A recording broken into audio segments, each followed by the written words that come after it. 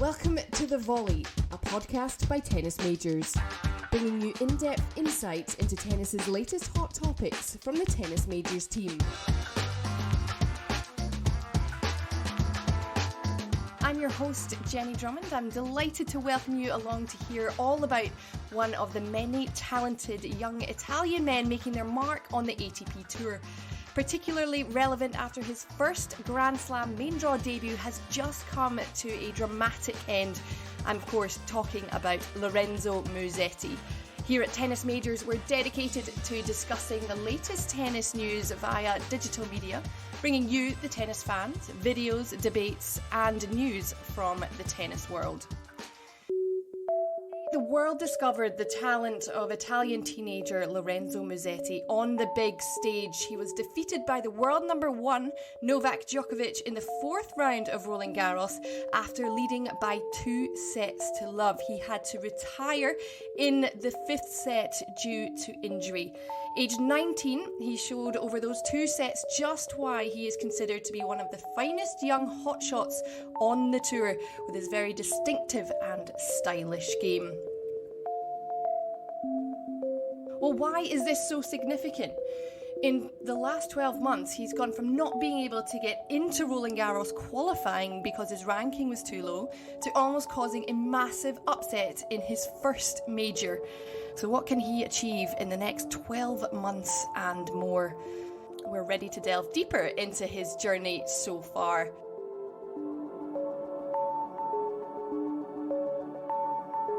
And joining me today is a very well-known journalist in the tennis world and Tennis Majors writer Chris Otto. Hey, Jenny. So hello, Chris. Welcome along. He wrote the article available at tennismajors.com. Magical Muse. Lorenzo Musetti is a mouth-watering talent, but success on tour requires more.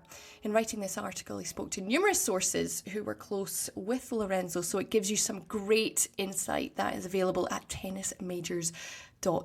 Go and have a read. My first question to you, he's obviously made a big splash in the last 12 months or so, but before this year's Roland-Garros, can you talk us through what exactly he has achieved?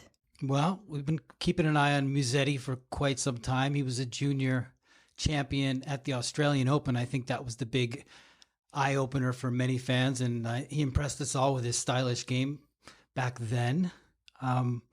But really, once he hit the professional tour, I think that was the most remarkable point of watching Musetti, because he kind of hit the ground running so quickly. At Rome last year, he was a qualifier, took out Stan the Man Wawrinka and Nishikori both. And that was probably the first indication that not only was he talented, but that his game translated to the ATP level, and not only to the ATP level, but against top talents like Stan the Man Wawrinka and Nishikori. So from there, he's played quite a bit of matches at the tour level and had quite a bit of success. In fact, each tournament he seems to go to, he really makes his mark.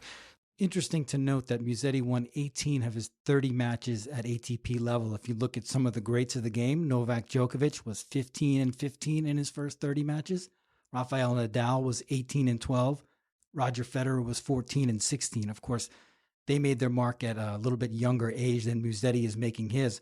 Also interesting to note that it took Stefanos Tsitsipas quite a while to become a player that could win on the ATP Tour. He lost his first 8 ATP matches. So Musetti demonstrating the ability to win matches at the tour level right out of the gates. It's not just the aesthetics of his game, which are very impressive, and I think that's why we're talking about him today, but it's also his ability to win matches on the big stages. Well, you talk about the aesthetics. Why is his style so captivating? Because when he's on the court, everyone wants to watch him. Gosh, isn't it really just kind of pleasing to watch? I think if you start anywhere with Musetti, you start with his drop shot. The way he can feather that shot, the touch that he has with it, it's quite unique. And the way that he's really on the borderline of overusing it, and yet he finds a way. And actually, a lot of times he's out of position and in difficult situations behind the baseline, and he still pulls it off.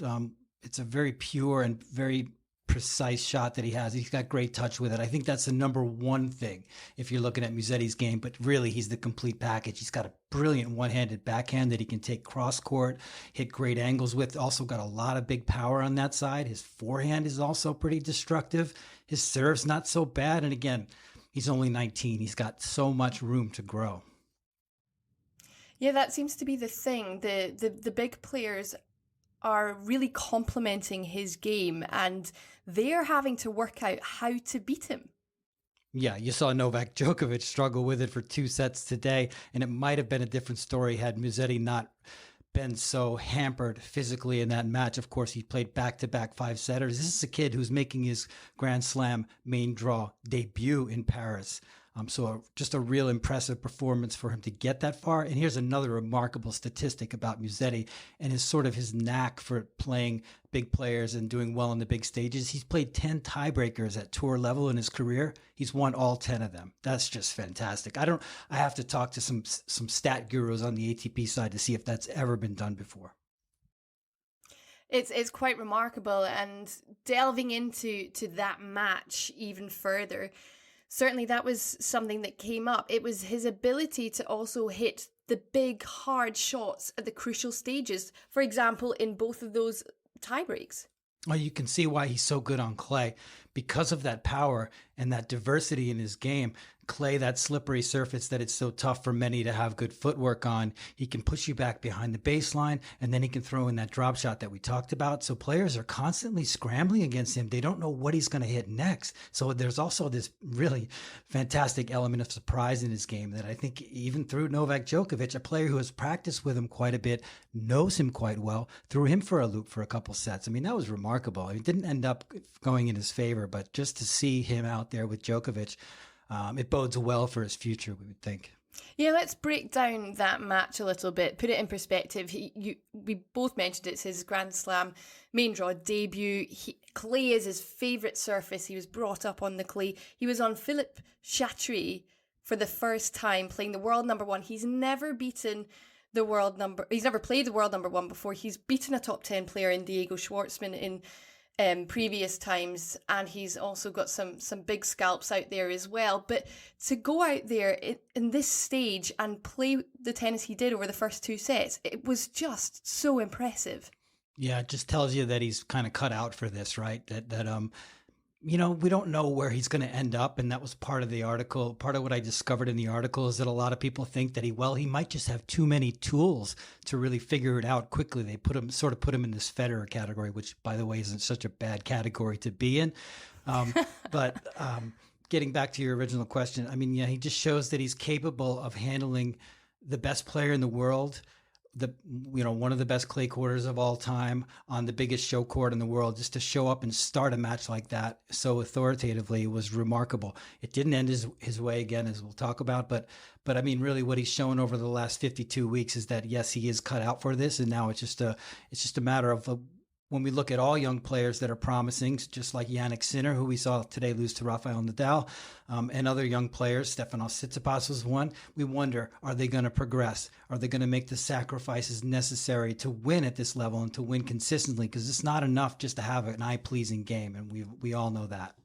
Certainly, because I mentioned that he had to retire at 4-love in the 5th set. Physically, he was gone. He won the first 2 sets, 7-6, 7-6. He then only won 1 game in the next 2 sets and was then at 4-love deficit. His body had gone, his mind had gone before his body had gone. No, it's not an injury. It's were just like a little bit of cramps and a little bit of low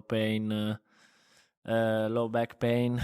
I was not anymore able to win a point, and so was not really grateful also for the crowd that were there. So I decided to retire because there were no chance that I could win a point.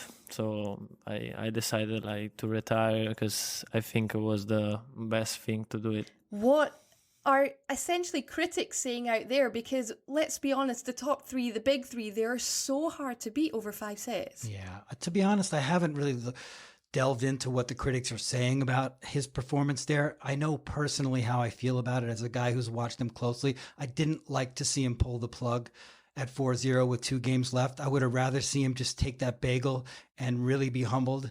I thought it was an interesting choice by him. And another thing I'd bring up is that he does seem to have a little bit of a history with keeping his body healthy. We've seen him fall prey to the injury bug before, have to miss tournaments and struggle in that way. So again, he's only 19.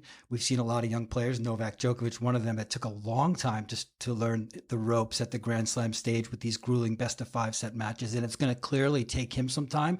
And that might be one of the things that holds him back actually for quite some time. Well, what do you think he's got to improve then? I guess it's a bit of a twofold question. There are different elements when you get to a major. There's the physical, there's the tennis, and of course the mental.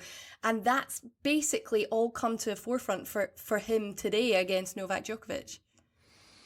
Yeah, I think experience is the number one thing for him. He'll just, this is again his first main draw at a Grand Slam. He did quite well. He's going to have to learn about repeating that. He's going to have to learn about dealing with expectations on the court. I struggle to find things he doesn't do well. I mean, I talked to Robbie Koenig for this article, and he pointed out some things that he thought might be weaknesses. He thinks he tends to just go a little casual with his first serve because he's a clay court player that's grown up on that surface. He'll throw in a kick serve and not really get free points off it, perhaps as much as he will need to in the future. He doesn't hold serve at an alarmingly high rate. I think when I checked his stats for his career, it's about 75%. You really want to be in about 80% if you can be for a top player.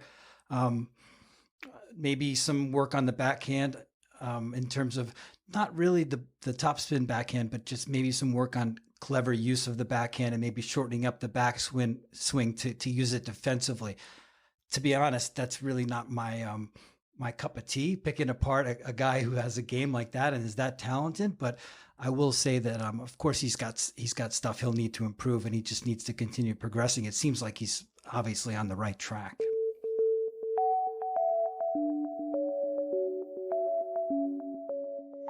To get to know Lorenzo Musetti a little bit more, his background, his coaching staff is very interesting too, because he's had the same coach from the very beginning. It's quite interesting because that doesn't happen all the time.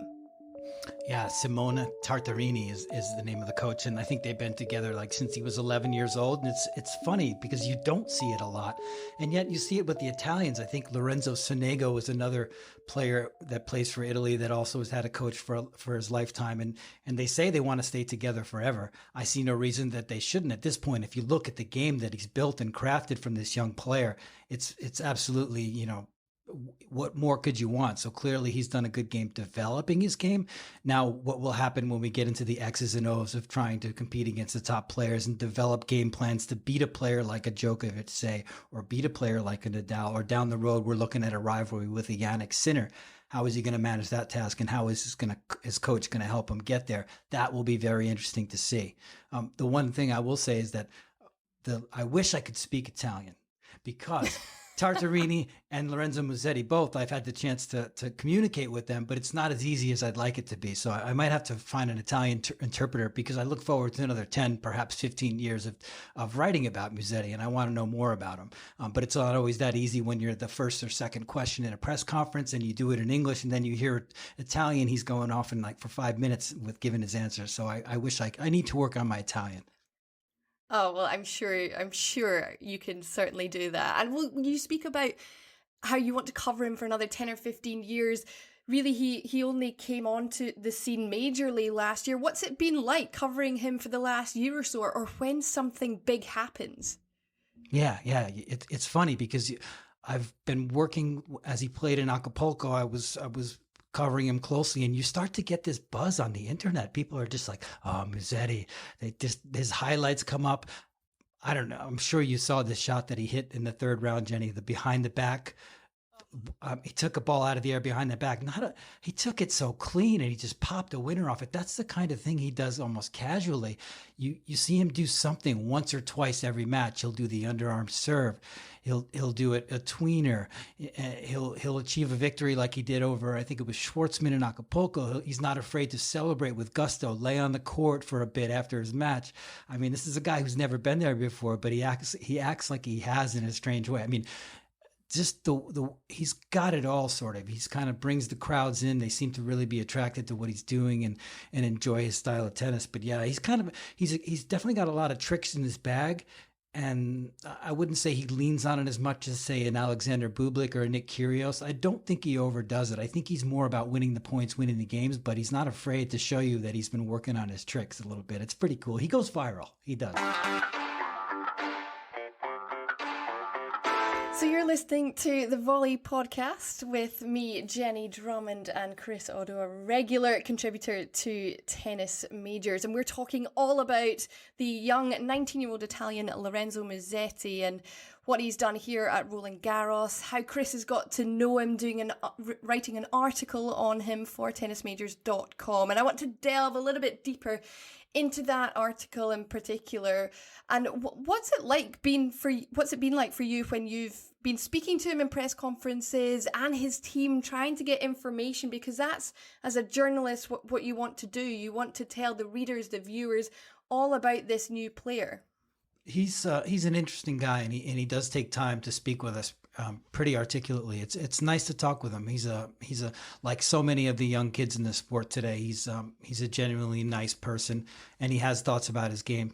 Again, as I mentioned, I'd like to speak Italian. It would be a little bit better, but just getting to know his vibe and seeing him at these tournaments regularly, it's pretty exciting. I mean, because really, he's just cracked the top 100. He's just made this main draw at Roland-Garros for the first time. So this is the first of who knows how many slams he'll play. So we're just starting to get to know him. We're just starting to see him do a post-match interview and get a feel for what he's like. I mean, I think it was last year when he made his mark at Rome, which was quite a remarkable run that I mentioned, where he upset a couple top players to reach the round of 16 there. Not long after, he did a GQ photo shoot, which he was looking really, I could say, dolled up in some different, just some really classy Italian looks. And just like, I'm like, wow, this guy is like, I don't know where those came from. I just started seeing him on the internet, like probably you did. And I'm thinking, wow, this guy's got some style as well. There's just, he's got a little bit of everything going for him. He's rocking the top knot as well at the moment. The hair is getting longer. He's got the top knot in. What do you think of that?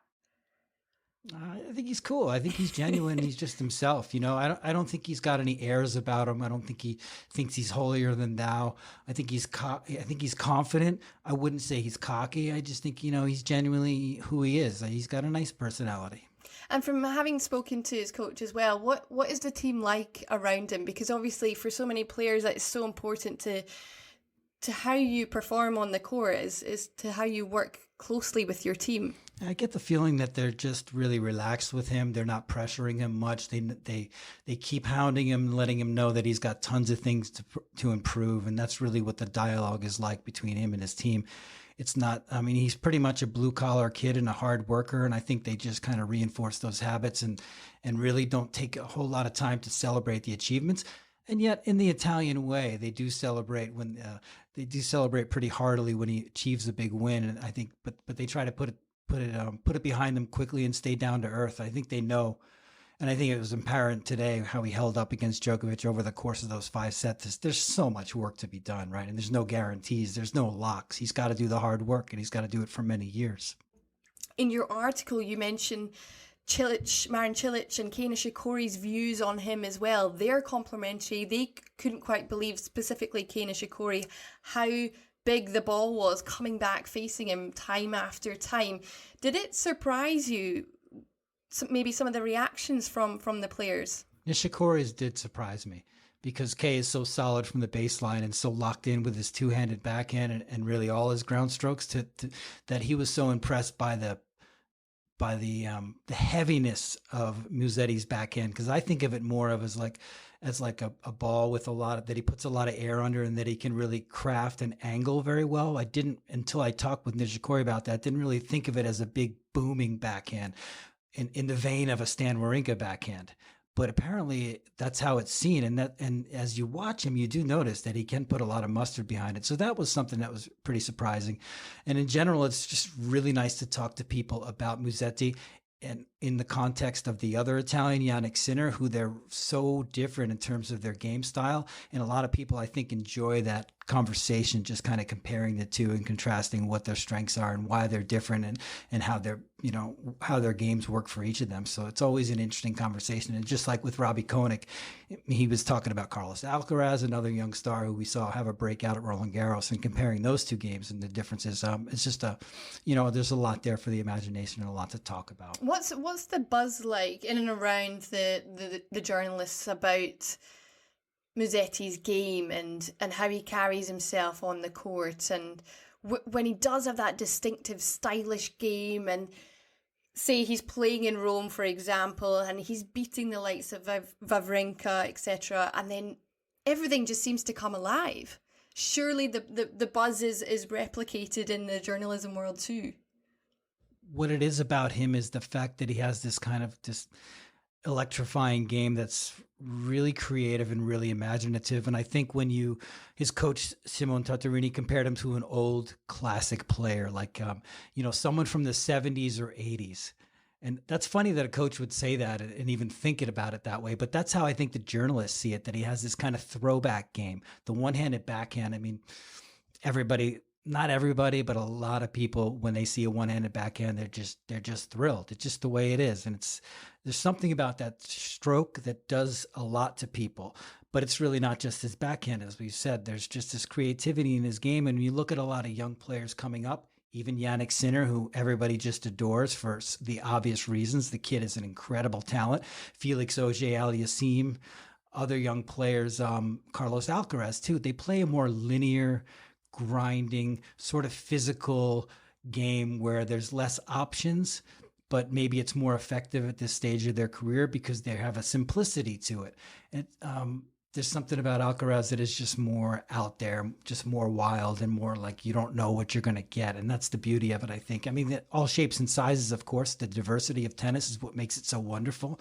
And there's to each their own element to being a fan. But I think that's why he's attracting so many fans, is because his game is so purely unique.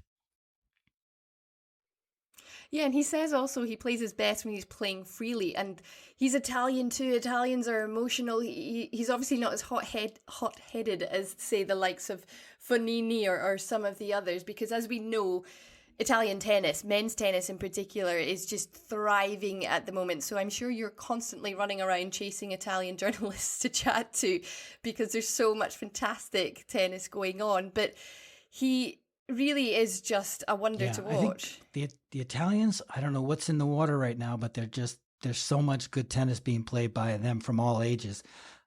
We're setting up here for a decade of watching Italians thrive at Roland-Garros, I think, for many years. Sinner and Musetti, they both got their lessons today, but that's the beauty of both of them, is that they're taking their lumps and they're embracing it. They're learning on the job. And I think to be doing what they've done, I think Musetti is I think it was the sixth man since 2000 to reach the round of 16 on his Grand Slam debut.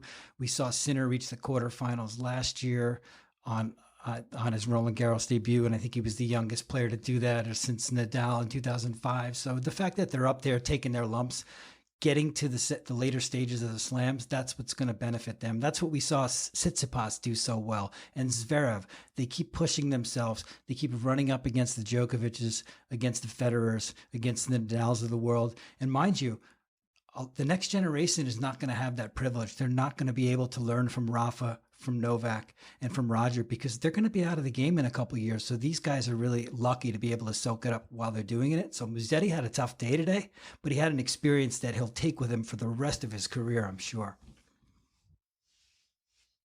You've mentioned Yannick Sinner, Carlos Alcaraz, and obviously we've been talking about Lorenzo Musetti for the last wee while.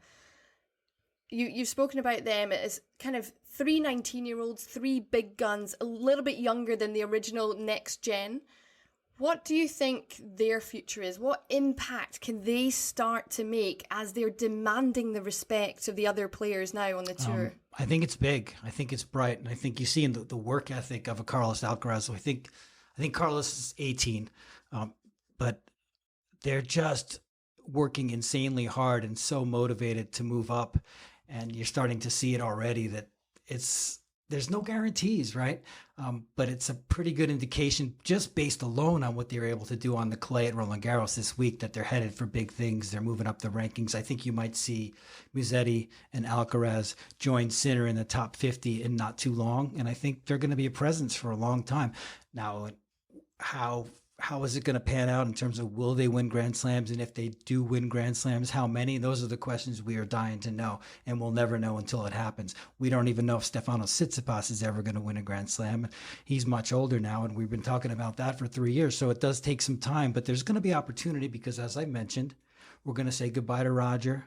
We're going to say goodbye, sad as it seems, to Novak and Rafa at some point, and then it's going to be a free-for-all for these titles. So I think right now everybody's just positioning themselves and trying to get in line to be the first one to maybe be a dominant player. Will one of these three be a dominant player? Hard to say. Hard to say. Hard to say indeed, but we certainly hope so, and we can't wait to see how it continues to pan out, certainly in this immediate Roland-Garros 2021 and also in the future as well. Well, Chris, it's been a pleasure to have you on the Volley podcast. Thank you so much for giving us your insights further into the young 19-year-old Italian Lorenzo Musetti, who had such a great run here at Roland-Garros. That was fun, Jenny. Can we do it again next year and check back on these kids? Yeah, that's exactly what I want to do. We look back to 12 months ago, see where he wasn't even in qualifying, and here he is in the fourth round taking 2 sets off Novak Djokovic. What on earth is he going to do next year? Cannot wait. Yeah, good plan. Let's meet in Paris and do that. Okay, we shall. Well, thank you so much for joining us. We hope you enjoyed listening to another episode of the Volley podcast, of course available at tennismajors.com across all our digital media outlets.